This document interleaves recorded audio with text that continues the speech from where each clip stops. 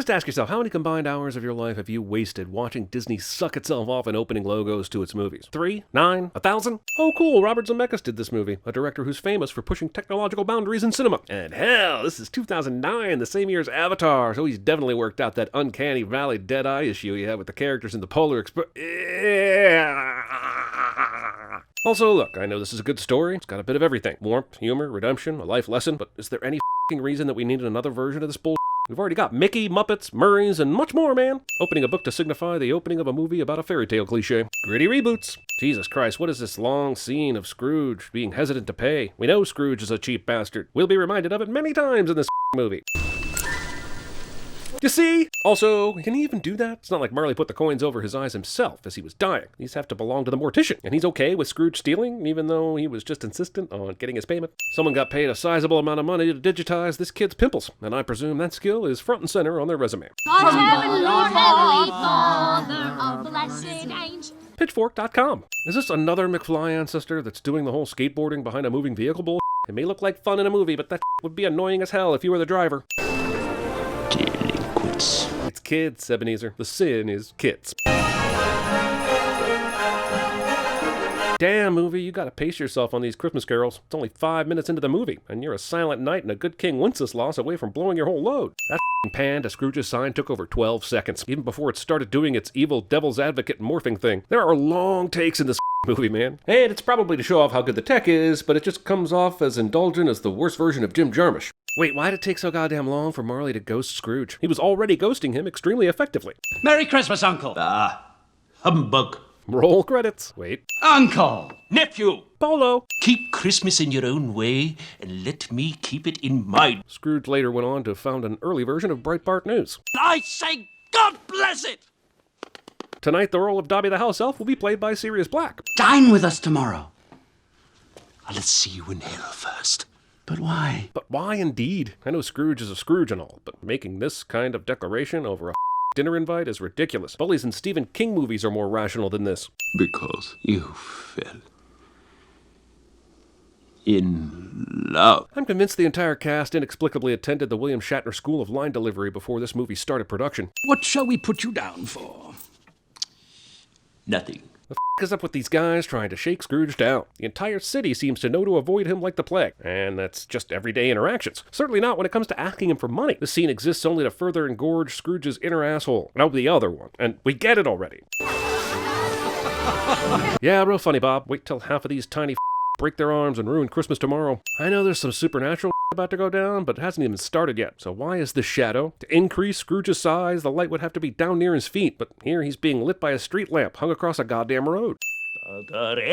Oh, it's buggered. Seriously, I've sat through 17 minutes of nothingness and I'm buggered as right now. For the scene, Robert Zemeckis gave Jim Carrey a motion capture break and instead just digitized Joe Pesci's break-in footage from Home Alone. Also, considering Ebenezer's age and need of a cane to get around, I feel pretty confident in throwing in a he survives this here, or at the very least, he doesn't break his back and need hospitalization after this. These bells are being rung by a demon from hell, so hell's bells?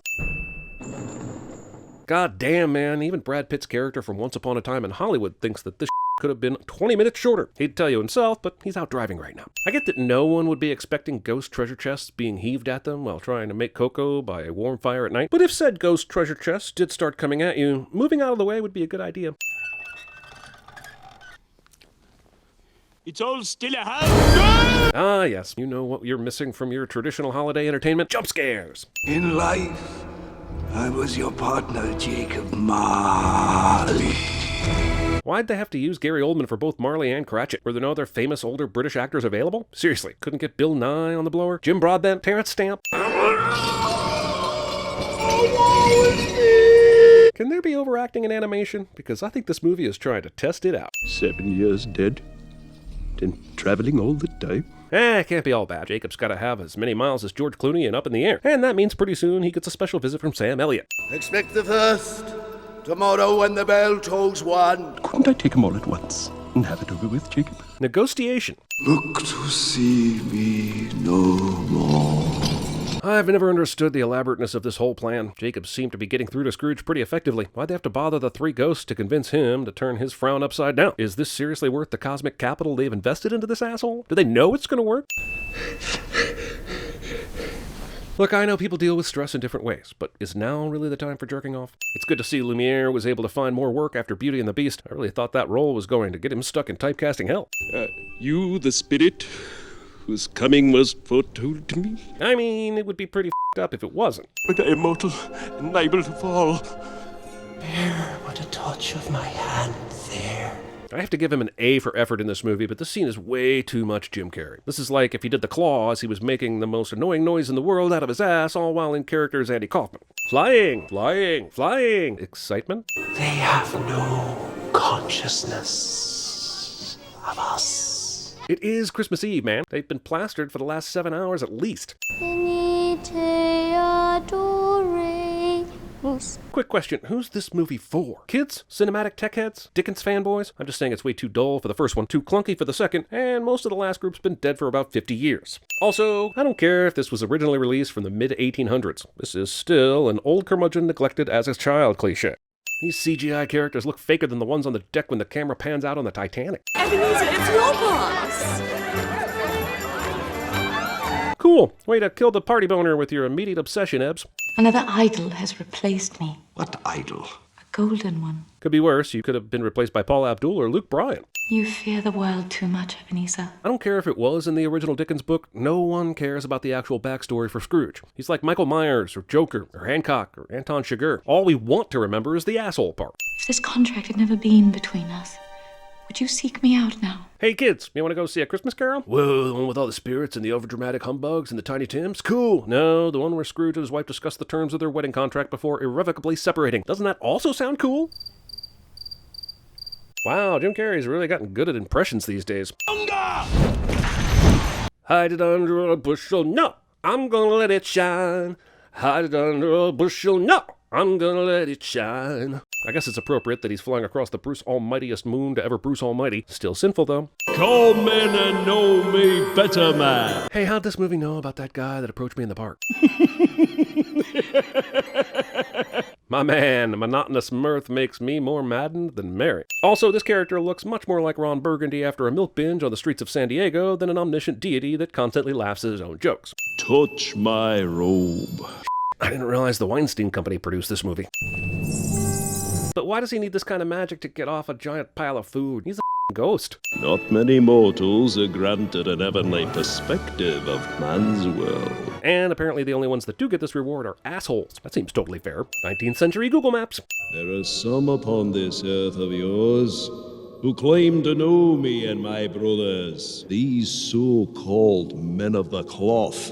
If they were going to cram in a ham-handed anti-religious message into this why didn't they just cast Ricky Gervais as this character? Also, is the Ghost of Christmas Present supposed to be literally God in the original material? Because if so, Mickey left a lot out of his version. There's father coming. Oh, hide, mother. You must hide. I'd remove all the sins if Bob burst in right now and shouted, "Why did you say that name?" If these shadows remain unaltered by the future, the child will die. Die! No, spirit. I just cannot buy Scrooge's arc in this version of the story. What's his real revelation here? He's had many years of being a dick to everyone in the city. Now that he sees one pre-dinner routine, he's suddenly concerned? Really seems like this movie's leaning hard into our previous knowledge of the story for emotional payoff, rather than bothering to earn it itself.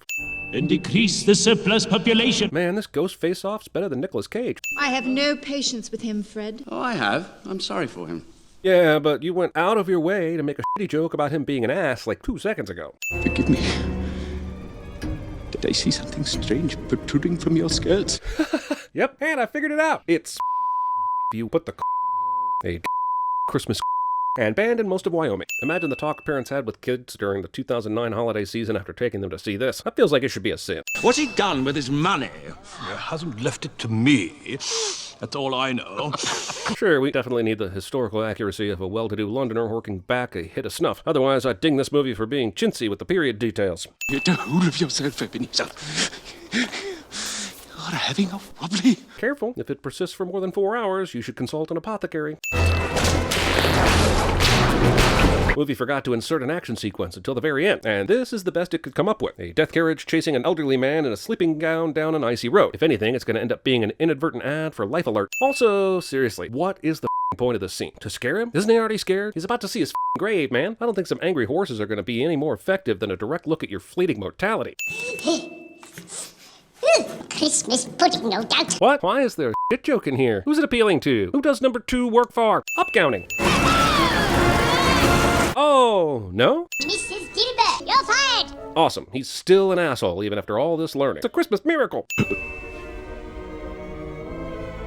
The ghost of Christmas yet to come is taking its job way too literally here. Trying to think of a movie that's wallowed in misery in its third act more than this sucker, and I'm really left only with films by Lars von Trier. Is the most obvious reveal since we found out Nick Fury faked his death in Captain America the Winter Soldier. Also, if this birth date is correct and this movie takes place in 1843, Scrooge would be about 2 months shy of his 58th birthday. I guess he could be 57 here, but holy is that a hard 57? I'm still here. Yes, and that's the problem. Let's wrap this shit up, bring the turkey to Mickey, cue Mary Lou Retton, and spread cheer with Rizzo the Rat already. What's today, my fine fellow? Today? What Christmas Day? That's why I'm walking through the city all alone with a sled that I may have just stolen. Isn't it obvious? Go and buy it, bring it back here, and I'll give you a shilling. Come back in less than 5 minutes, and I'll give you half a crown. What's he gonna buy the turkey with, though? Scrooge gave him no money. Even if he's imbued with the Christmas spirit, he's still old as right? His vertebrae are like Jenga blocks that are about to disintegrate right now. And heaven and nature sing. God damn, Scrooge is annoying. I don't care that he's found his Christmas religion. He's like that friend that went on the paleo diet and can't shut the up about how it changed her life. And Scrooge was better than his word.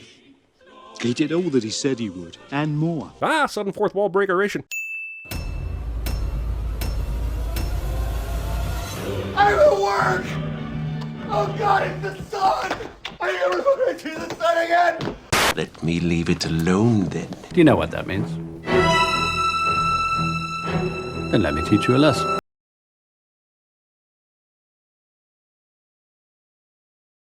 Now, you see how wrong people can be? That there is what you might call a doorway to a place of enchantment. I cannot go there. And, well, frankly, many would rather die. So you get nothing. You lose. Good day, sir. Oh, I was blind!